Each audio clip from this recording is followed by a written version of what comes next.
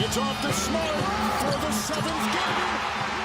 Could have been tipped in, but the buzzers of rebounding. Oh, he got rid of it. That's a Celtic win, and we're going to Game 7.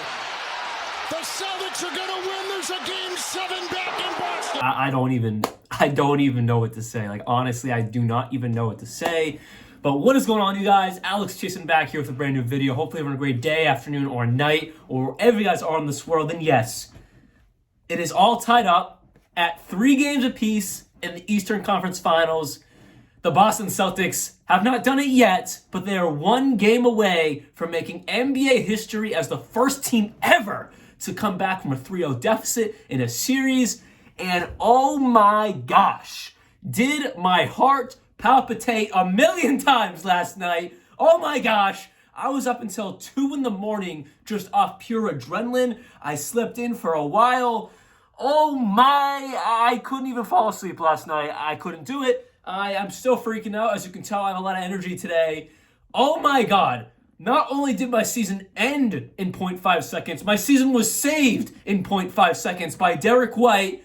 Oh my Lord. Oh my gosh. All right. Let's talk about last night's game, and let's talk about Game 7, because, wow, just me talking about it, I'm getting nervous just thinking about it. Oh, my God. Oh, my God. I'm going to open up this video. I put the clip of Derrick White making that shot, but I just want to react to it for you guys, because, oh, my God, I could watch this all day. I could honestly watch this all day, so let's just watch this real quick.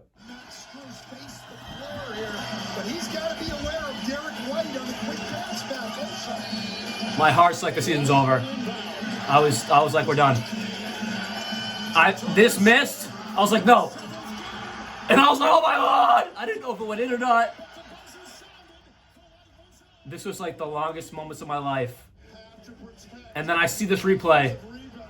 I'm like, it's good. I'm running around. My dad's like, be quiet. Yo, you don't want to wake the neighbors up.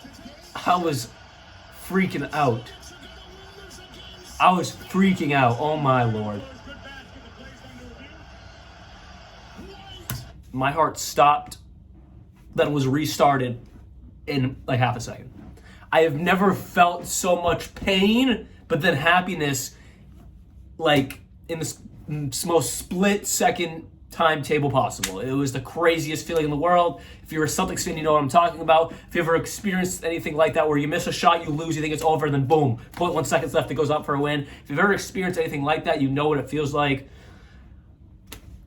It's insane. It's like it's the happiest happy you can feel in sports when you lose and then win at the same time. Let's jump right into some stats, starting off with Jason Tatum. I'm not going to go through everyone, but I want to go through some key factors last night. Obviously, JT, he had 31 points on the night, but 23 of those, I believe, were in the first half, 0 points in the third quarter, and only a few in the fourth quarter, which seems to be a recurring, I don't even want to say issue, but a recurring problem with Jason Tatum, where he's just not being as aggressive going into later parts of the game. Now, he did score some key buckets in the fourth quarter, but the first half, he looked like an animal. He was taking over. Him and Jaylen Brown are going back and forth, bucket to bucket. It was a fantastic start for the Boston Celtics in a very close game the entire time. Boston jumped out to around a 15-point lead, but Miami stayed the entire time, and obviously we know what happened in the end. But yeah, Jason Tatum, 31 points, 12 rebounds, 5 assists, 1 steal, 2 very clutch blocks, 15 for 15 from the free throw line. Perfect. If you're going to get to the line, you better be making those damn shots, because that's what helped us get this win. If he didn't make a few of those shots, we would have lost by a few points, most likely. So Jason Tatum being 100% at the line doesn't seem like much. That's just him doing his job. But still, you miss one of those, it's a tie ball game, if you look at it towards the end of this game. Next up, Al Horford. Didn't score a bunch, but he had 7 very good rebounds. You need all these boards. You get the offensive rebounds have been insane for us. He's been a big part of that. 7 rebounds, 2 assists, 2 blocks. Marcus Smart, 21 points, 4 rebounds, 1 assist, 4 for 11 from 3, not great, 7 for 15 from the field. So overall, a relatively good shooting game. 4 for 11 from 3 is not bad, not great, but there are some very, very timely clutch threes from Marcus Smart. And then Derrick White, only 11 points, but he had 6 assists, 4 rebounds, 3 for 7 from 3, 4 for 10 from the field. But that bucket right there makes him the MVP of this game, even if you just have those 2 points right there.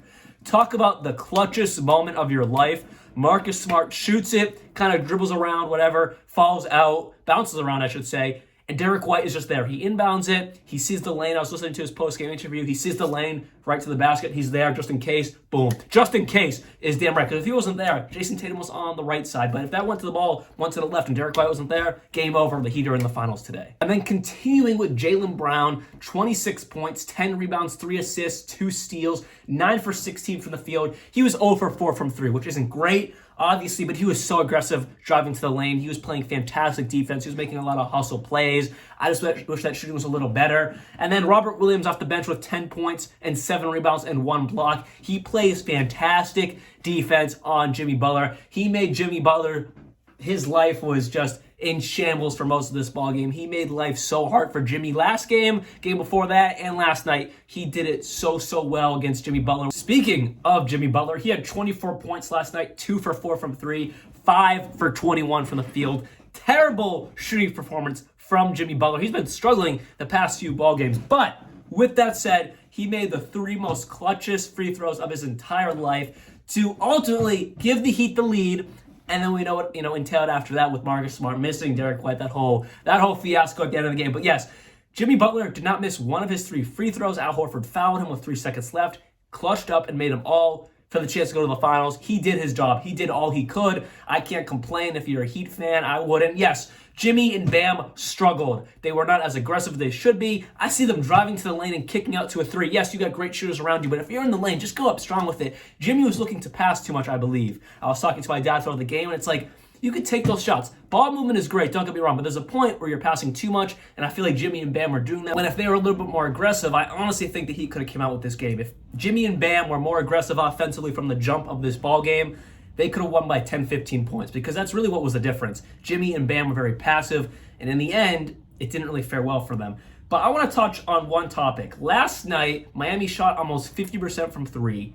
Boston shot 20% from 3, and they won this ball game because the defensive identity and intensity was there. I've been saying this since game 1. I've been saying it since they were down 3-0. The defensive intensity was lacking.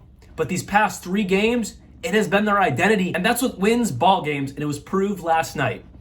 We shot 20% from 3. I saw the stat this morning. That was our worst shooting percentage from 3 this entire season, and we won the ball game against a team who was shooting 50%. Basically, they went 14 for 30. They make one more. They were shooting 50% from 3. From the field, we shot 43%. They shot 35% overall. But against a team shooting almost 50% from 3, and we still win, that proves that defense wins games. It wins championships. And I am so glad that defensive identity that was there last year is back in these guys' brains. Now let's jump into Game 7, and I think Boston's going to do it. They are going to be the first NBA team to come back from a 3-0 deficit in a series, and I'm very confident about saying that. Not only have they proved that their defensive identity is back, not only have they proved that they are together and all those NBA media rumors saying they don't like each other are false, they have proved that taking one game at a time and defense wins games. They're going to do it. They're back home in the TD Garden. I'll be in attendance, which is an automatic boost for them. I'm just kidding. They don't know who I am. But yes, I'll be in attendance. So they better win that darn ball game. But with that said, if we shoot 20% from 3 again, we will not win. But I can't see that happening. But again, last night we shot 20% from 3 and we won. And our defense was there. That's got to prove to these guys in that locker room that we better lock their butts up. Because if we don't, we're going to lose this ball game. I have Boston winning and advancing to the NBA Finals. I've had it since the beginning of these playoffs. Did I think it was going to go this way? Absolutely not. But with that said, give me the Boston Celtics tomorrow night in the TD Garden. They're going to be advancing to the NBA Finals. It will not be easy. It will be a close game. But in the end, Boston will jump out to a lead that will not need a last-minute game-winning shot, hopefully. But with that said, give me Boston, baby. I know, I'm picking the homer pick. But come on, back home in the Garden, we've won 3 straight, looking for history. The guys for the 2004 Red Sox team better be there tomorrow night. That's all I have for you guys today. Hopefully you did enjoy this video. Hopefully my next one is Boston advancing to the championship and not some sob story about how this is a failed season. And anyways, that's all I got for you guys today. Hopefully you enjoyed this video. And like always, peace out.